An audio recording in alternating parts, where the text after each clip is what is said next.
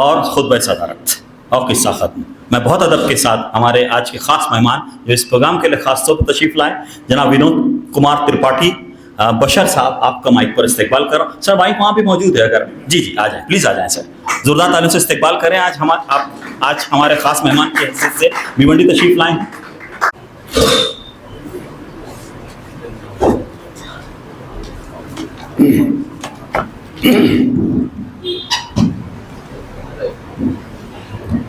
इस डायस पर बैठे हुए सभी मेहमान और डायस के सामने बैठे हुए सभी मेहमान, क्योंकि आपके बगैर इस डायस की कोई अहमियत नहीं है। हम यहाँ पर बैठते ज़रूर हैं, बट अगर कोई सुनने वाला ही ना हो, हमारी बात को सुनने वाला ही ना हो, तो हमारी फिर कोई हैसियत नहीं रह जाती। बहुत सारी बातें कही गई हैं। मैं सबसे पहले तो ये कहना चाहूँगा कि भिवंडी का ज़िक्र अक्सर हुआ करता था, यहाँ के मुशायरों की बात हुआ करती थी, और कभी कभी ये बातें भी आती थी कि इन्होंने मुशायरा लूट लिया और उन्होंने मुशायरा लूट लिया। मुझे कभी यहाँ आने का मौका नहीं मिला। आज मुझे यहाँ पर बुलाया गया है, इसके लिए मैं बहुत ही आप सबका शुक्रिया अदा करता हूँ कि आपके सामने यहाँ पर मैं खड़ा हूँ। बहुत सारी बातें कही जा चुकी हैं, मैं उनको दोहराना नहीं चाहता। और बस सिर्फ मैं 4 बातें कहना चाहता हूँ, और मुझे यकीन है कि कुछ बातें आपको अच्छी लगेंगी और मुझे यकीन है कि कुछ बातें आपको बहुत ख़राब लगेंगी। क्योंकि मेरी आदत है, मैं अपनी बात कहता हूँ। बात उर्दू के वक़ार और मोहब्बत की गई है। मुझे लगता है कि सबसे बड़ी समस्या यहीं पे है, सबसे बड़ी प्रॉब्लम भी यही है। हम समझते नहीं कि मोहब्बत क्या है, हम समझते नहीं कि वक़ार क्या है।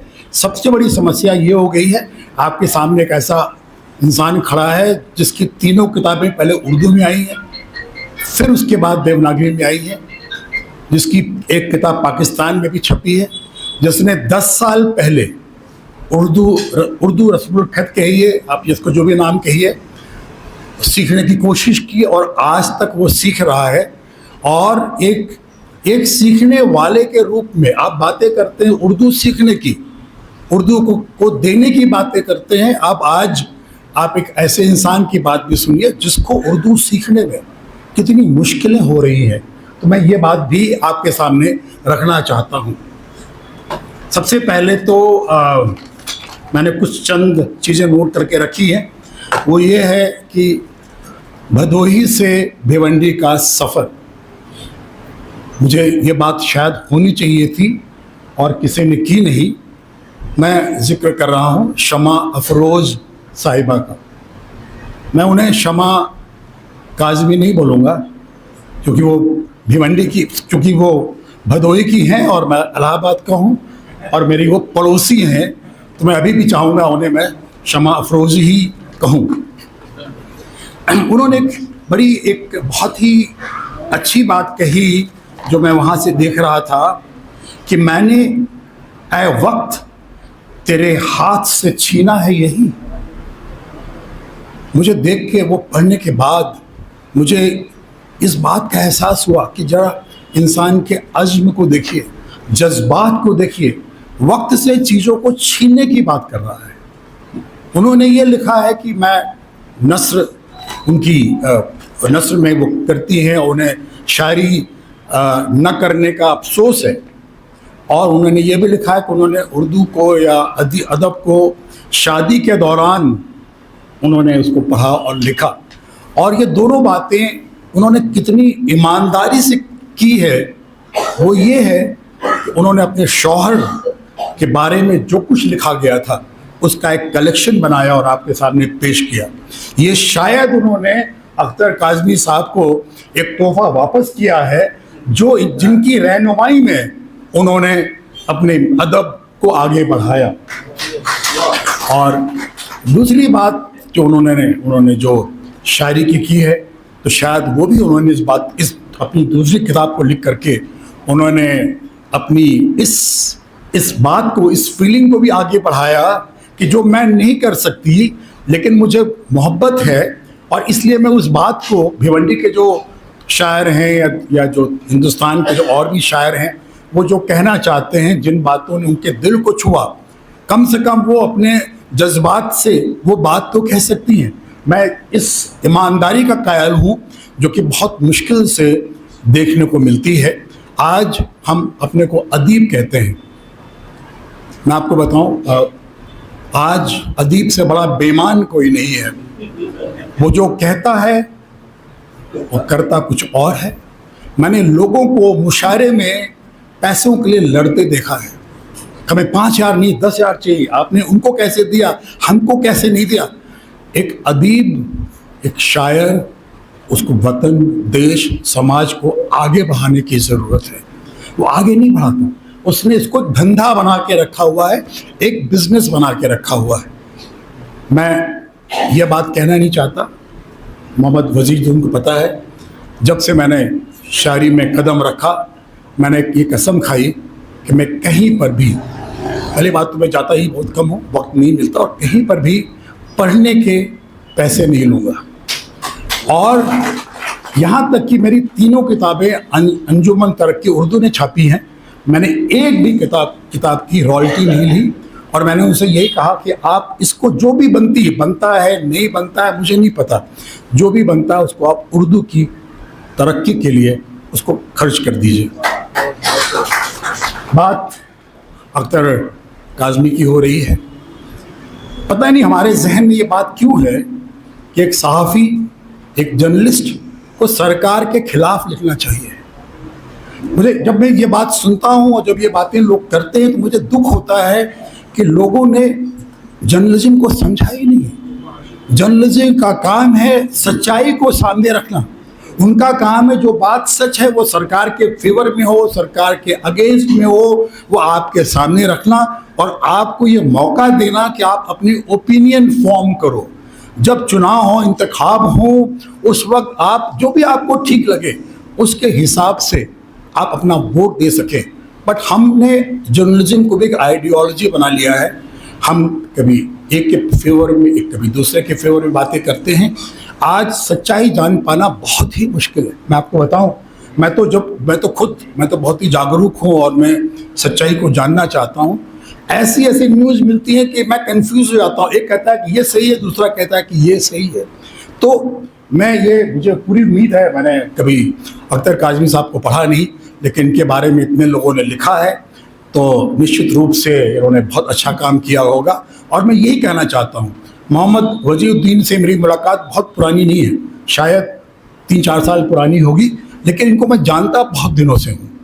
और मैं इसलिए जानता हूँ कि इनकी जितने भी आर्टिकल्स टाइम्स ऑफ इंडिया में आया करते थे, सब में ये रिफॉर्म की बातें करते थे, ये तरक्की पसंद थे। और एक बार मैंने इनको फ़ोन भी किया था, इन्होंने शायद परिचय था नहीं, इन्होंने उसको बहुत कैजुअली ले लिया होगा या इन्होंने, बट इनको मैं बहुत दिनों से जानता हूँ। और ये भी कभी अपनी बात को कहने में झिझकते नहीं है। बहुत से ऐसे मुद्दे जहाँ हमारे इनके अलग अलग विचार हैं और हम लोग यही बात कहते हैं कि हमारी जो एक ताकत है वो यही है कि हम अलग अलग विचारों को रखते हुए भी एक साथ उठे और बैठे, है ना। तो जर्नलिज्म का, सहाफत का ये एक पैमाना होना चाहिए, न कि आप सरकार के खिलाफ लिख रहे हैं या सरकार के पक्ष। अगर सरकार अच्छा काम कर रही है और आप अगर सरकार की तारीफ नहीं कर रहे हैं तो आपकी जर्नलिज्म बेईमानी है, आप बेईमान हैं, आप ईमानदार नहीं हैं। मैं आपको बताऊं, इनको पता भी है वजीदुद्दीन को साहब को कि कोरोना के बाद से मैंने अखबार पढ़ना बंद कर दिया। उसकी वजह एक ही है कि मैं अपने ओपिनियन एक इंसान के आर्टिकल के बेसिस पे फॉर्म कर रहा हूँ। वो इंसान जो उसने वहाँ पे लिख दिया, हमको लगा यही सच्चाई है और मैं अपने ओपिनियन फॉर्म करने लगता हूँ। आज हमारे पास इंटरनेट है, हर तरह के विचार मिलते हैं। गलती हमारी है, कभी कभी हम वही पढ़ना चाहते हैं जो हम सोचते हैं। हम अपने को बेवकूफ़ बनाते हैं, हम सच जानना नहीं चाहते। आखिरी बात मैं सिर्फ उर्दू की, जो मैंने शुरू में जिक्र किया था, आप लोगों ने कभी ये सवाल भी पूछा, और मैं जितने भी मंच पे जाता हूँ कभी कोई ये सवाल न तो उठाता है न इसके बारे में बात करता है कि उर्दू है क्या। कभी आपने सोचा है कि उर्दू, जिसके बचाने की आप बात कर रहे हैं, यहाँ पे सब लोग बचाने की बात कर रहे हैं, कभी आपने सोचा है कि उर्दू क्या है? क्या उर्दू ज़बान है या उर्दू स्क्रिप्ट है? अगर आप उर्दू को ज़बान मानते हैं तो ये जो रोना धोना कि उर्दू मर रही है, आप मेरे ख्याल से बहुत ही बेमानी है। उर्दू न तो मरी है, उर्दू न मरेगी। और मैं आपको बड़े यकीन से कह रहा हूँ कि आज ज़बान के रूप में इतनी बड़ी तादाद उर्दू को फॉलो कर रही है कि आपको शायद यकीन भी नहीं आएगा। मैं आपको बताऊं, जब मैंने उर्दू में लिखना शुरू किया, अभी भी टूटी फूटी लिखता हूं, मुझे पढ़ने में वक्त लगता है, टाइम लगता है। किसी भी इंसान ने, और जब मैं इंसान की बात करता हूं तो मैं इसलिए कहता हूं कि मैं बहुत, चूँकि मैं एक हिंदू हूँ, हिंदुस्तान के हमारे जो ज़्यादातर लोग मेरे जो साथ में रहते हैं घर पे रिश्तेदार, और वो हिंदू हैं। किसी ने मुझसे ये सवाल नहीं पूछा कि आपने उर्दू क्यों सीखा, क्या फ़ायदा, आप उर्दू क्यों सीख रहे हो। हर आदमी का एक ही सवाल था कि आपने उर्दू कैसे सीखी। उसकी तमन्ना थी कि यार वो क्या करे, मेरी भी इच्छा थी। मैंने भी वहाँ पे एडमिशन लिया था, एक वो सेंट्रल गवर्नमेंट का कोई इंस्टीट्यूट है NCPUL, उसे बोला साहब मैंने वहाँ पे एडमिशन लिया था, 2 महीने मैंने वहाँ पे ज्वाइन किया। तो हमसे ये पूछता है कि आपने कैसे सीखी। अब आप ये सोचिए, जिस ज़बान की ये ताकत हो, जब लोग उसके मरने की बात करते हैं, उसके ख़त्म होने की बात करते हैं, तो मुझे बहुत ही दुख होता है। मुझे लगता है कि इनको शायद जानकारी नहीं है। जहाँ तक ज़बान का सवाल है, ज़बान से जो मैंने आपसे सवाल पूछा, उर्दू ज़बान क्या है, तो बहुत बड़ा सवाल ये उठता है। और मैं भी उसका दोषी हूँ, क्योंकि मेरी जो तीसरी किताब है, मेरी ज़मीन का चांद, वो नज़्म पे है, और उसमें बहुत सारे अरबिक और पर्शियन वर्ड्स हमने यूज़ किए हैं उसके अंदर।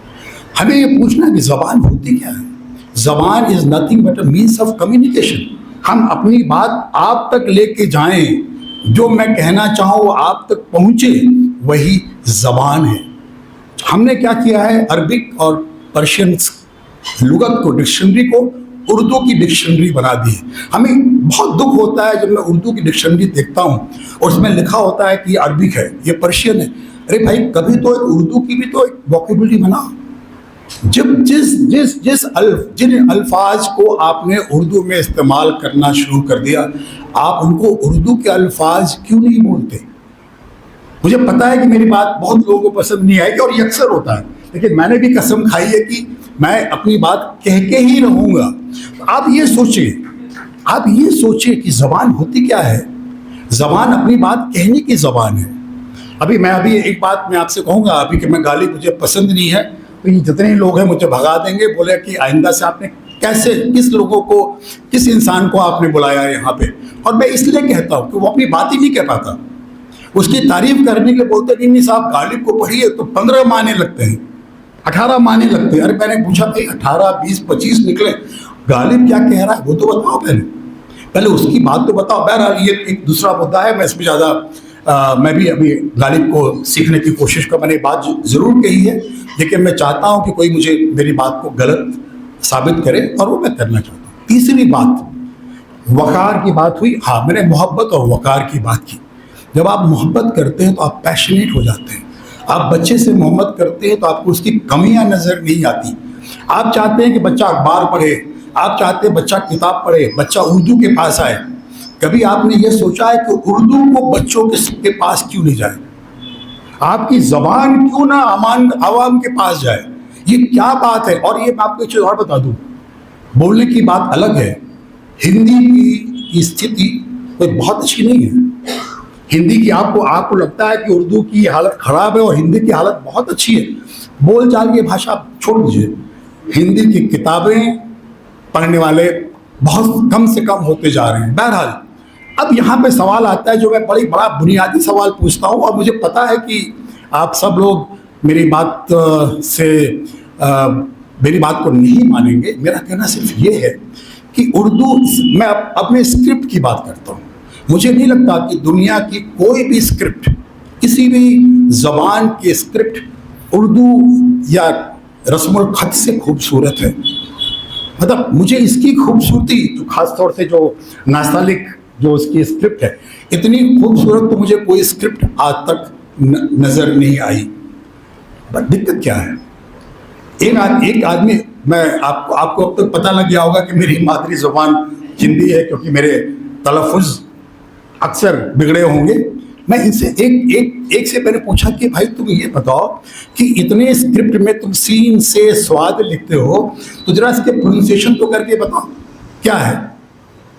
नहीं साहब, वो तो हमने एक्सेप्ट कर लिया कि सबका सही होगा। अरे भाई, जब सबका स होगा तो तीन आप अल्फाबेट्स क्यों रखते हो? इसको आसान क्यों नहीं बनाते? मेरी सिस्टर का हस्बैंड वो कलेक्टर था हमीरपुर में, तो मैं वहाँ पे मिलने गया था। तो उनका जो सेक्रेटरी था वो अदनान था। तो मेरी सिस्टर ने अदनान को बोला, अदनान देखो ये भैया की किताब उर्दू में आई है।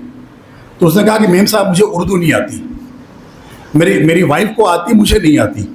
तो मैंने कहा मेरा क्यों तुम्हें नहीं आती, तुमने उर्दू क्यों नहीं सीखी? बोले सर क्या करूँ, जेर जबर पेश लगाते ही नहीं, समझ ही नहीं आता कि इस है कि उस है। अब आप देखिए, अब आप समझिए उस चीज़ को, आप ये समझिए इस बात को, उसकी तकलीफ को सोचिए आप। मैंने किसी से बोला तोता मैं किससे लिखूं, कोई कहता इससे लिखो, कोई कहता उससे लिखो। क्या हम जो वकार की बात आपने कही है, वकार की बात, क्या आज हमारे जो नक्काद जो अलग अलग यूनिवर्सिटी से आ रहे हैं, इनको इस पे काम करने की जरूरत है कि क्या यही है कि 50 साल पहले 80 साल पहले जिन लोगों ने उर्दू की स्क्रिप्ट को बना दिया वही चलती रहेगी? क्या हमेशा हम सनत को लेके काम करेंगे? हमने एक अपनी एक गजल में एक वर्ड लिखा, गैरो जुदा। तो लोगों ने कहा ये गलत है, ये तो। मैंने कहा क्यों गलत है? बोले साहब एक अरबिक, गैर अरबिक है, पर्शियन अरबिक है, एक अरबिक आपने हिंदी को जोड़ दिया, तो आप ये मैंने कहा बड़ी अच्छी बात है। मैंने आर्टिकल निकाला एक, और मैंने कहा कि अरबिक और पर्शियन में आप इजाफत नहीं लगा सकते। आप कितने लोगों को पता है? आप बताइए मुझे ये बात को, आपको पता भी नहीं होगा लोगों को। अगर आप रूल की बात करते हैं, नियम की बात करते हैं, तो अरबिक और पर्शियन लफ्ज में, अल्फाज में भी आप इजाफत नहीं लगा सकते। लेकिन जब आप इन अल्फाज को उर्दू के अल्फाज बनाते हैं, चाहे वो हिंदी के हों, चाहे अरबिक के हों या पर्शियन के हों, क्या दिक्कत है? अगर आपने गैरो जुदा लिख दिया तो क्या है तौबा हो गई।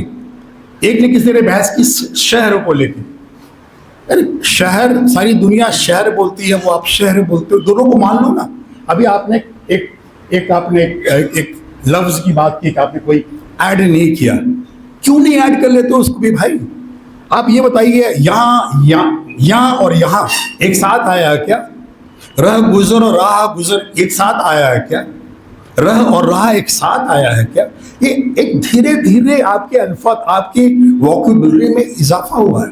आज आप कर दीजिए तो बोले नहीं सनद लाइए। अब जब तक गालिब मीर नहीं आएंगे आज के उसमें, आप एक भी लफ्ज आप जोड़ नहीं सकते। तो मैं ये कहना चाहता हूँ कि आप ये सोचिए कि उर्दू क्या है, उसको कैसे आगे बढ़ाया जाए।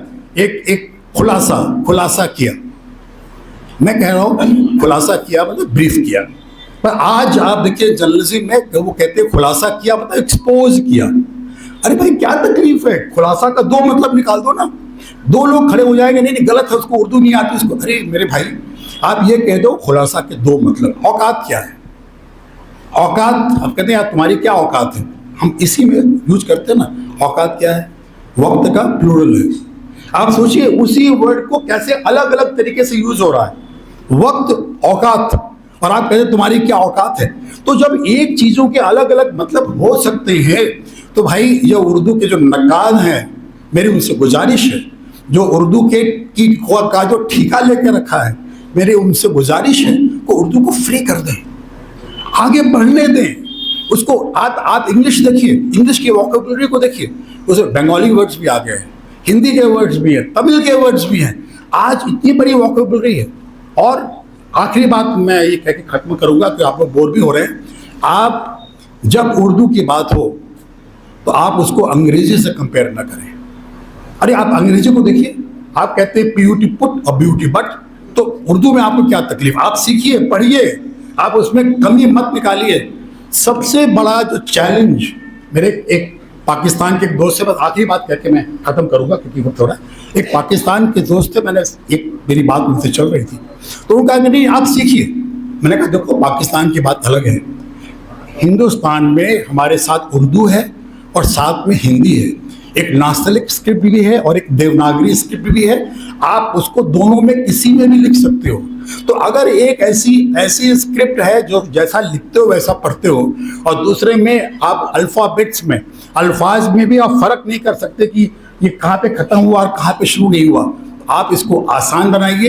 ये मेरी आखिरी बात है, आखिरी गुजारिश है। जो मुझे पता है ये कोई मानेगा नहीं, कोई इसको एक्सेप्ट नहीं करेगा, बट मैं चाहता हूँ, ये मेरी उर्दू से मोहब्बत है कि मैं चाहता हूँ कि उर्दू को बचाइए, ज़बरदस्ती करके ना बचाइए, बल्कि उर्दू को आसान करके उर्दू को लोगों तक, आवाम तक लेके जाइए। और आप देखिए उर्दू किस तरीके से उसको ये लोग एक्सेप्ट करते हैं। बस ये कह के मैं अपनी बात खत्म करता हूँ। शुक्रिया। बहुत शुक्रिया। बशर, जिस तरह अंग्रेजी PUT बट और PUT पुट सीखने की बात आप कह रहे हैं सर, उसी तरह तोता तो से लिखना आपको सीखना पड़ेगा अगर आप उर्दू लिख रहे हैं तो। हाजिर मुकर्रम, अगली बात की जानिब में बढ़ रहा हूँ।